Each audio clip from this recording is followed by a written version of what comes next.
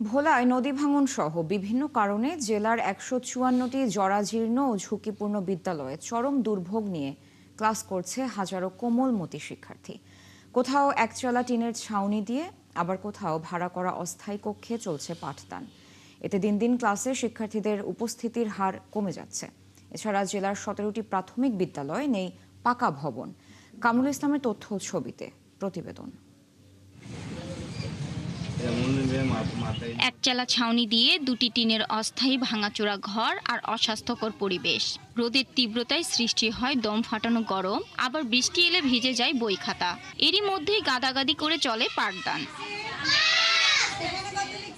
এই চিত্র ভোলা সদর উপজেলার ৮ নম্বর পূর্বচর ইলিশা রেবা রহমান সরকারি প্রাথমিক বিদ্যালয়ের। এক সময় এই বিদ্যালয়ে ২৫০ ছাত্রছাত্রী থাকলেও ভবন সংকট ও অনুপযোগী পরিবেশের কারণে কমে যাচ্ছে শিক্ষার্থীদের উপস্থিতি। আমাদের পড়ালেখা করতে অনেক কষ্ট হয়, গরম পড়ে, টিনের আরো গরম পড়ে। আমরা অনেক কষ্ট করে পড়ালেখা করি, আমাদের এখানে কোনো ভবন নেই। শিক্ষকরা জানান, শ্রেণীকক্ষে এমন দুরবস্থার কারণে ঠিকমতো পাঠদান করানো সম্ভব হচ্ছে না। আর প্রধান শিক্ষক জানান, প্রায় ৪ বছর আগে ঝুঁকিপূর্ণ একতলা ভবন ভেঙে ফেলা হলেও নতুন ভবন নির্মাণের কোনো উদ্যোগ নেয়নি প্রশাসন। স্কুলের বাচ্চারা অনেকটাই পড়াশোনা করতে আগ্রহী, কিন্তু আমাদের স্কুলটা টিন সেট থাকায় বাচ্চারা গরমে থাকতে পারে না, তাছাড়া বৃষ্টি আসলে ওরা ভিজে যায়। গুজরাট থেকে টেন্ডার হয় এবং ভবনটি টেন্ডার এরা ভাঙিয়ে নিয়ে যায়। আমরা আমাদের পাঠদানের সুবিধার জন্য তাদের নির্দেশ কর্মে আমরা এই ৩ শ্রেণীর ঘর তৈরি করি। এদিকে ঝুঁকিপূর্ণ এই বিদ্যালয়ে সন্তানদের পাঠাতে উদ্বিগ্ন অভিভাবকরা।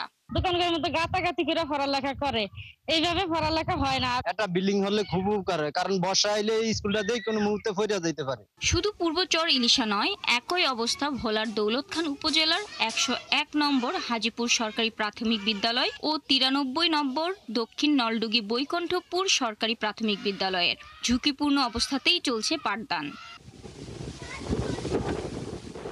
এ বিষয়ে প্রাথমিক শিক্ষা কর্মকর্তা জানান, জেলার ১০৪৬টি সরকারি প্রাথমিক বিদ্যালয়ের মধ্যে ১৭টিরই পাকা ভবন নেই।